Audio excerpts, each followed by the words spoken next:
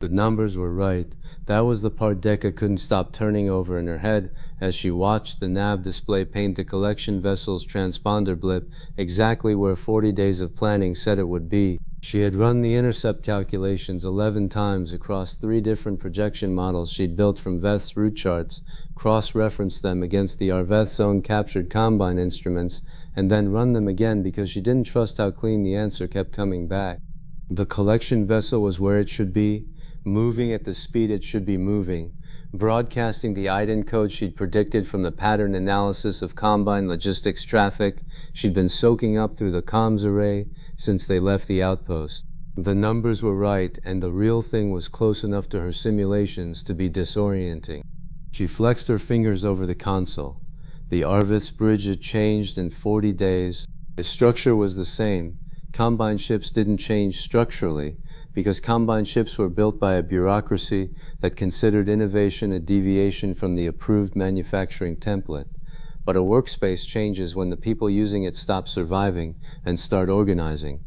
Deka's station had been modified with annotation layers she'd built herself, translucent data overlays that rode on top of the Combine's native display architecture. Takla's nav station had acquired a set of hand-carved reference markers, physical objects the tracker had shaped from hull composite offcuts, each one corresponding to a heading or a distance she'd internalized.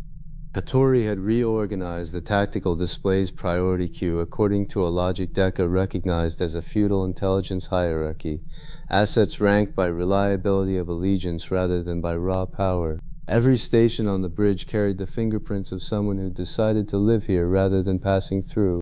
When Deka took a breath, hailed it, let it go. Everything before this was what happened to us. This is what we are doing. The distinction matters. I have been thinking about it for 40 days, and I still don't have a better way to put it than that. The collection vessel's blip drifted across her display, steady and unhurried. The Combine's logistics network ran on schedules so predictable that Deka had initially assumed they were decoys.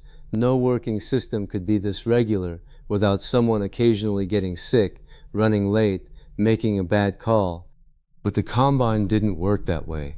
The Combine worked the way a clock worked, each component performing its function at its designated interval, and if a component failed, it was replaced with an identical component, and the clock kept ticking. The collection vessel had left holding station tertiary 911 standard days ago, picked up cargo at 2 intermediate stations, and was now on approach to its 3rd pickup before returning to the processing hub.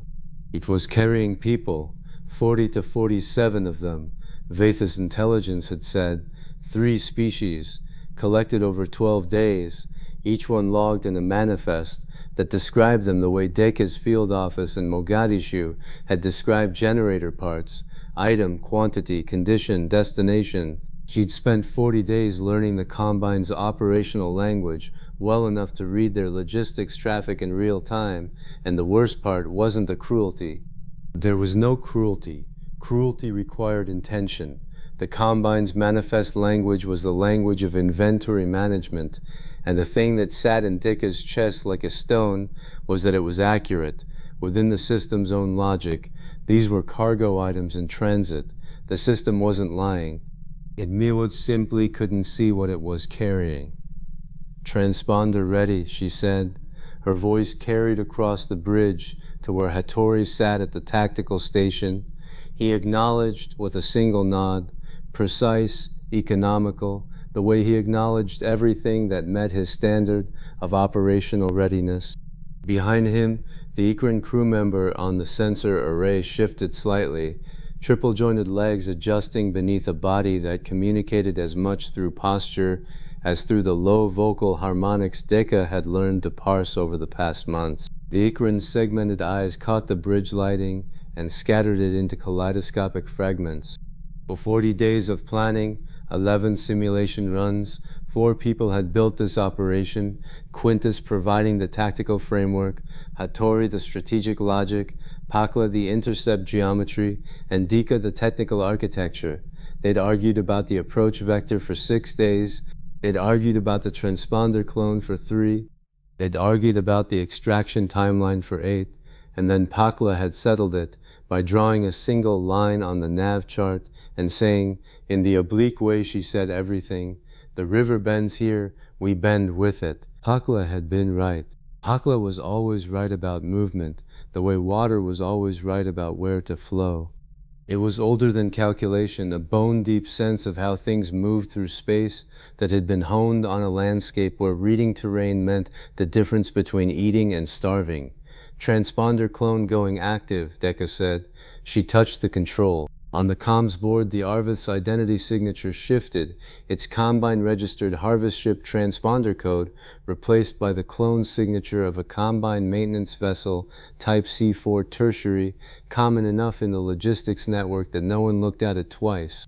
That Deka had built the clone from fragments of intercepted maintenance traffic, stitching together enough authentic signal data to fool anything short of a direct verification query to the hub's active roster.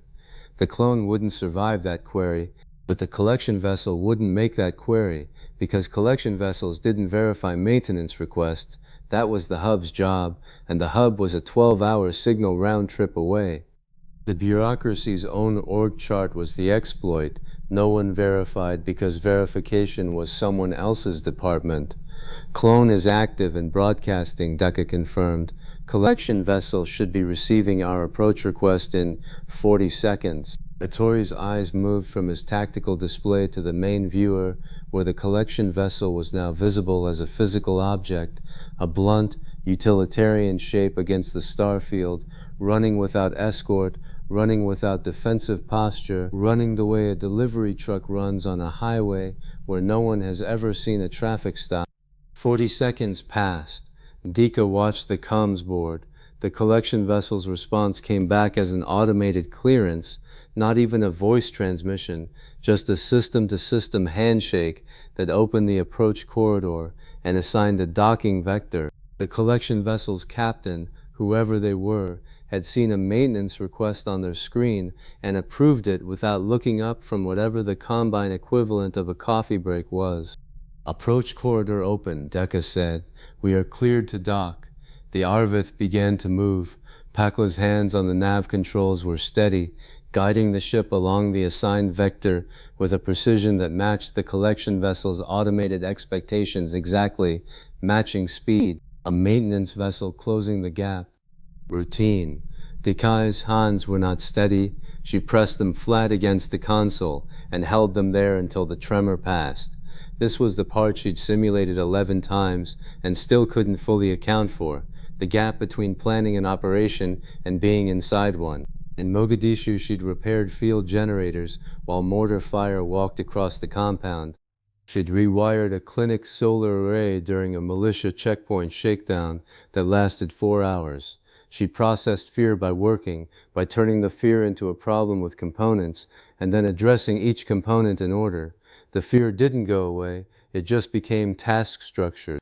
Component 1, approach vector, stable. Component 2, transponder clone, holding. Component 3, boarding team, staged. She toggled the internal channel. Bridge to boarding. You are 90 seconds from airlock contact. Savaho's voice came back, a deep rumble that the Arveth's internal comm system rendered with a slight electronic flatten, stripping the edges off consonants that had been shaped by a language Deka could describe phonologically but not speak. She'd spent weeks learning to parse the Northman's vocal patterns through the comms system, and by now she could distinguish his operational acknowledgement, a short grunt, falling tone from his pre-contact readiness signal, a longer exhalation, almost meditative, the sound of a body deliberately releasing tension before it would need all of it. This was the readiness signal. Copy, boarding team, she said. 90 seconds, no change in target posture. On the main display, the gap between the two vessels narrowed. The collection vessel grew closer, and loomed was the wrong word, actually. It was smaller than the Arveth. A harvest ship was a warehouse. A collection vessel was a delivery van. Deka could see its docking collar, a standard Combine interface that the Arveth's own portside airlock would mate with cleanly. Because the Combine built everything to the same specification, because the Combine had not changed a specification in 3,000 years, because the Combine could not imagine a reason why anything would need to change. The docking clamps engaged, the seal pressurized. The green indicator on Deka's console pulsed once. "Hard dock confirmed," she said. "Boarding team, you are go." The approach worked. The transponder clone worked. Akla's intercept timing was, as always, correct in a way that felt more like reading than calculation. The plan worked right up until the captain on that ship decided that dying in a Combine manifest was better than not dying in one at all. Then they had 6 hours. Deka saw it on the comms board before she heard it, before the audio rendering kicked in and filled the bridge with a flat, mechanical tone that the Combine used for exactly one purpose. The distress signal was a standardized burst transmission, compressed, automated, and aimed at the nearest processing hub with the accuracy of a system that had been sending the same signal to the same address for longer than most civilizations had existed. Sufhel's team was between the airlocks. 3-minute window. The boarding party had cleared the Arvet's airlock and entered the docking collar but had not yet breached the collection vessel's inner seal. They were in the transition space, the dead ground between ships, and the collection vessel's captain had triggered the distress signal in the exact window when the boarding team couldn't stop it. Deka didn't swear, she didn't freeze. She did the math. The processing hub was, she pulled the route chart, overlaid the signal propagation model she'd built during the 40-day approach, 4 hours and 12 minutes away at light-speed signal transmission. The hub would receive the distress signal, log it, assign it to a response queue, and dispatch according to standard protocol. Standard protocol, based on 12 weeks of intercepted traffic analysis, allocated distress responses within 90 to 120 minutes of signal receipt. So, 4 hours and 12 minutes for the signal to arrive, plus 90 minutes minimum for dispatch. 6 hours, give or take. She keyed the channel to the collection vessel. Quintus, distress signal transmitted, hub receives in approximately 4 hours. Response dispatch adds 90 minutes minimum, 6 hours. The response came 2 seconds later. Quintus's voice was flat and unhurried, the voice of a man who had spent decades in an army that measured competence by what didn't show on the officer's face. 6 hours, understood, done, no elaboration, no questions. He was already adjusting. Deka killed the channel and turned to the sensor array.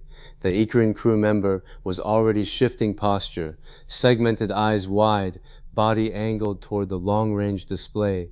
Deka didn't need to give the instruction.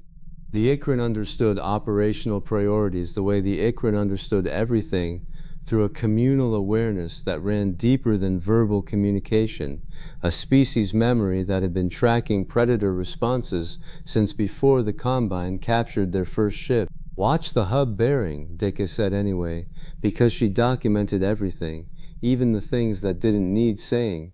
"Any signal traffic on the dispatch frequency, I want it flagged immediately." The Ikran's posture shifted again, acknowledgement, attentiveness, readiness that Deka had learned to read as clearly as a status light on her console. She turned to Pakla. "We need the extraction heading," Deka said. "The planned one, now."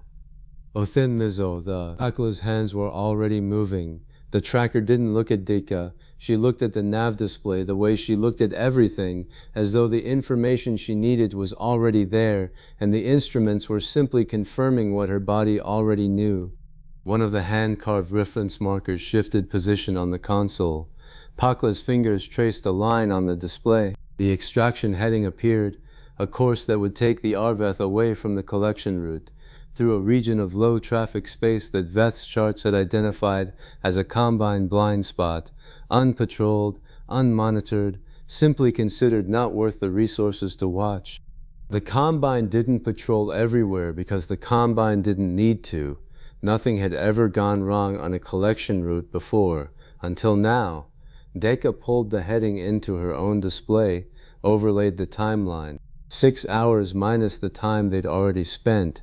The boarding team needed to take the collection vessel's bridge, secure the cargo, transfer 47 people across the docking collar, and break contact. All of it before the hub dispatched. She began documenting 3 things at once. That was what the next 2 hours looked like from the bridge. Comms, Deka kept the distress frequency open, monitoring for follow-up traffic. The collection vessel's captain had fired a single burst, standard protocol, automated, but the captain might also attempt a voice transmission, a direct plea to the hub, anything that would escalate the response priority. So far, nothing. The burster sat in the frequency like a dropped stone, ripples propagating outward at light speed toward a hub that wouldn't hear them for another 3.5 hours. Navigation Pakla was repositioning the Arvath in real time, adjusting the ship's orientation to the extraction heading without breaking the docking seal. This was a delicate operation. The collection vessel was still mated to the Arvath's port side, and any significant vector change risked shearing the docking collar. Pakla managed it the way she managed everything, without apparent effort, her hands making micro-adjustments that kept the 2 vessels aligned, while the Arvath's bulk slowly pivoted to face the escape corridor. Sensors. The Ikrin crew member maintained watch on the hub bearing, segmented eyes cycling through spectral ranges Deka couldn't see. Twice the Ikrin's posture shifted to alert, and twice it relaxed. Background traffic. Routine transmissions. The hub didn't know yet. Deka documented all of it. Every comms intercept went into her operational log with a timestamp and a signal strength reading. Every nav adjustment got a position fix. Every sensor alert got a classification. She was building a record because records were how you learned from operations, and they were going to do this again. She toggled the internal channel to check on the boarding team's progress. Hadote entered the assaulter.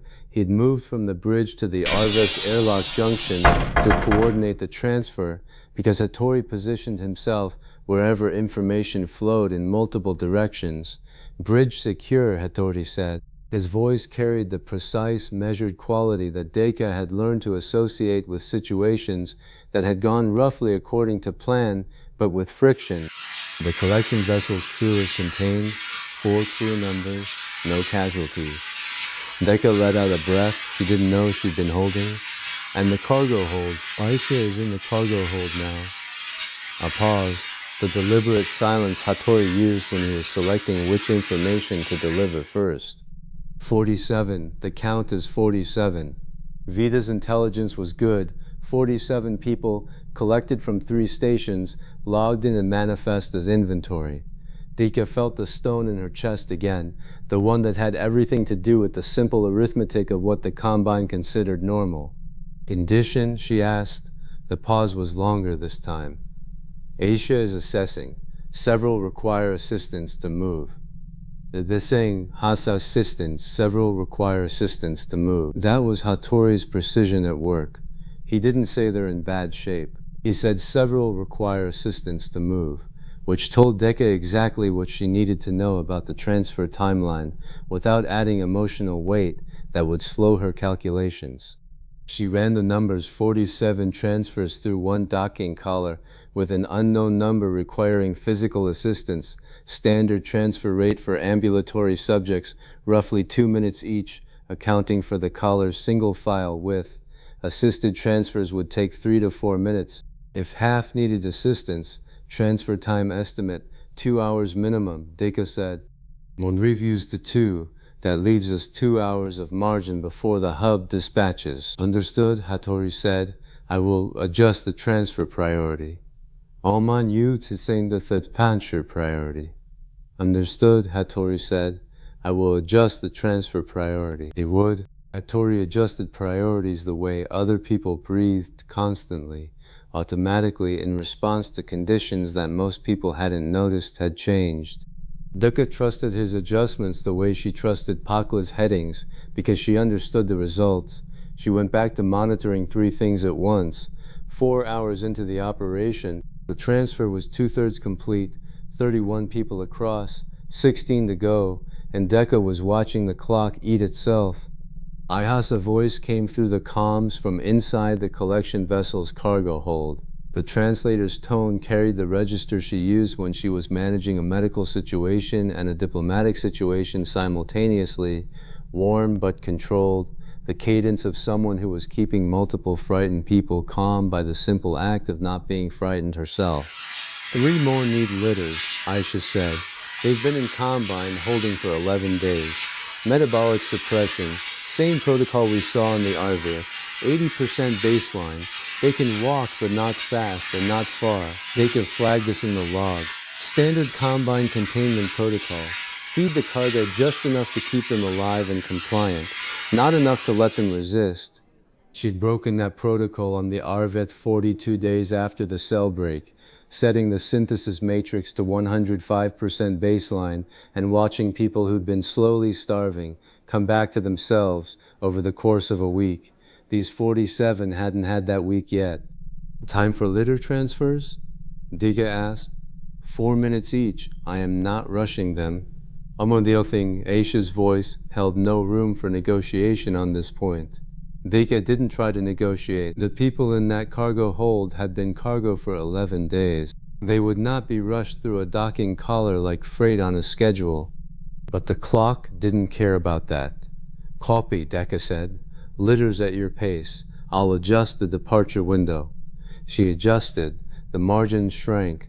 2 hours became 1 hour and 40 minutes. Quintus's voice came through the comms. He'd been silent for the past hour, managing the collection vessel's bridge, keeping the contained crew under control, and presumably doing the same internal calculations Deka was doing. Can we do the final station? Deka looked at her display. The final station on the collection route, holding station tertiary 11, was 90 minutes from their current position. It held more people. Veth's intelligence had mentioned it. The third station on the route, not yet serviced by this collection run. If the Arveth broke off now and ran for the station, they could reach it, breach it, transfer the cargo, and, no.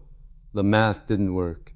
90 minutes to reach the station, transfer time unknown. The station wasn't a ship, it was an installation with different access protocols. Time to return to the extraction heading afterward, another hour minimum, total 3.5 hours, added to the 4 they'd already used. The hub would dispatch in 6 hours. They were at 4, 2 hours of margin to finish the current transfer and get clear. Yazanai cleanly, Deka said. The silence on the channel lasted 1.5 seconds. Deka counted. That answers the question, Quintus said. He killed the channel. The decision was made. The margin didn't allow it, and attempting it would risk the 47 people currently being carried through a docking collar by people who were choosing to do this. Deka sat with the weight of it for a moment. There were people on that station. She didn't know how many. Veth's intelligence on the station was thinner than his data on the collection road itself. 14, maybe. Maybe more. They would still be there tomorrow, and the day after, and the day after that, until the next collection vessel came. She flagged it in the log, Station Tertiary 11, pending. Then she went back to the transfer. The last of the 47 crossed the docking collar at 4 hours and 38 minutes into the operation. The Ikrin crew member's posture had been in sustained alert for the past 20 minutes. No specific contact, but the general elevation of attention that preceded one. The hub's receipt window was approaching. Transfer complete, Hattori reported from the airlock junction. All 47 aboard, boarding team retracting. And the Deka confirmed on her display. She toggled the docking controls. Releasing hard dock in 60 seconds. Pakla, extraction heading on my mark. Pakla's hands were already on the nav controls. The tracker had been holding the Arveth at the edge of the extraction corridor for the past 2 hours. The way a rider held a horse at the edge of open ground, gathered, ready, waiting for the word. 30 seconds. Deka watched Sivahal's boarding team clear the docking collar on the internal monitor. The Northman was the last one through, always the last one through, because the person who goes in first is brave and the person who comes out last is responsible. He carried one of the litter-bound cargo members across his shoulders, and the way he moved through the collar's narrow passage, careful, controlled, the enormous body navigating a space designed for smaller things, was an image Deka knew she would remember long after the operational details blurred. Docking collar clear, releasing hard dock. The clamps disengaged. The seal broke with a hiss that transmitted through the hull as a low vibration. On the main display, the collection vessel began to drift, unmoored. Its running lights were still active. Its systems were still operational. Quintus had given the order before they'd begun. No damage to the vessel, no harm to the crew. The collection vessel's captain had 4 crew members and a functioning ship. They would be fine. They would file a report. They would explain in the Combine's freight manifest bureaucracies that a maintenance vessel had docked, entered the cargo hold, and removed 47 items from the manifest. They would use passive constructions. The cargo had become non-present. The inventory had experienced an unscheduled reduction. The relevant forms would be failed. Pakla, Deka said. Go. The Arveth moved. Deka felt it in her body before she saw it on the display, the shift of mass, the deep structural hum of engines that the Combine had built to carry freight, and that the Arveth's crew had learned to push harder than the manual recommended. Pakla's heading was clean, a straight-line exit through the blind spot in the Combine's patrol coverage, aimed at a region of dead space where the Arveth could lose itself in the background radiation of a cooling stellar remnant. On the sensor display, the collection vessel fell behind. Its blip shrank, its transponder signal faded. Within 20 minutes, it was below the Arveth's detection threshold. Deka watched it go. We left the vessel intact. The crew is alive. The Combine will investigate and they will find everything in order except 47 items missing from the manifest. They will start a record. I am starting a record on this side. Both records are now running. Eventually they will find each other. She let that thought sit for a moment. Then she closed the operational comms channels, secured the sensor display, and opened a new file in her annotation system. She titled it Operation 1. She wrote exactly what happened. The approach, transponder clone active at T-minus 90 seconds, collection vessel clearance received at T-minus 40 seconds, hard dock at T0. A distress signal T plus 3 minutes, automated burst to the processing hub on bearing 227, estimated receipt at T plus 4 hours 12 minutes. The boarding bridge secured at T plus 18 minutes, cargo hold, access at T plus 22 minutes, 47 freed. The transfer 2 hours 38 minutes, 3 litter cases, no casualties on either side. The decision station tertiary 11, 90 minutes out, 14 or more people, margin insufficient. The departure T plus 4 hours 39 minutes, extraction heading active, collection vessel left intact and operational. She recorded the crew assignments, the operational timeline, the comms intercepts, the sensor logs, every decision point with the information available at the time and the choice made. She did not editorialize. She did not judge. She built a record that would survive her because records were how institutions learned, and whatever the Arveth was becoming, it was becoming an institution. She saved the file, backed it up to the secondary system. Then she opened the comms array and composed a message to the signal address Veth had provided at the outpost, a channel that, as far as Deka could determine, used keeper communication infrastructure that piggybacked on planetary magnetic fields and operated outside the electromagnetic spectrum the Combine monitored. She'd spent 3 weeks trying to understand how it worked. She didn't understand how it worked. She used it anyway, because the alternative was silence with the only intelligence source that had proven accurate. She sent the message, a compressed summary of Operation 1, including the decision not to pursue Station Tertiary 11, the current count of freed cargo, and the Arveth's heading. Vithantai was Baldi came in under an hour. Deka stared at it. Good. The final station will be there in 3 weeks.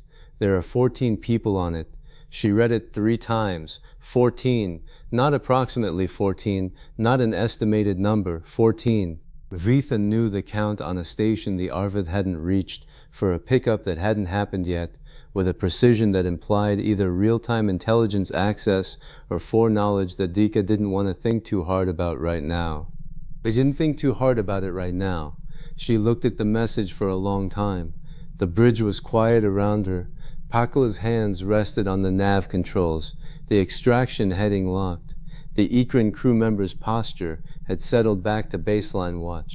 Through the hull, Deka could hear the distant sounds of 47 people being processed through the Arveth's intake system, Aisha's voice, warm and steady, guiding frightened people through the first hours of not being cargo.